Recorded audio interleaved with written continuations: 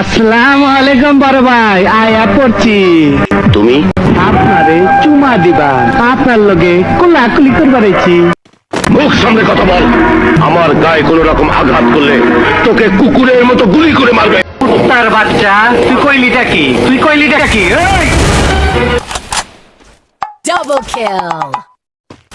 আমার কোনো ক্ষতি করলে আমি তোমাকে ছাড়বো না। সর্বনাশ, তোর জবান দেখে অনেক বড় হয়ে গেছে। আমারে হুমকি দেস, টাইগার মালটা দে।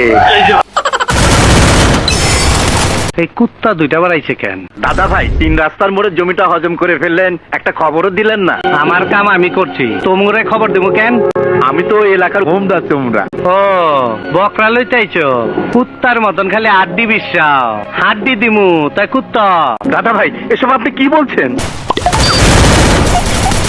তোর মরণের চুলকানি উঠছে, আমি তোরে মলম লাগাই দিমু।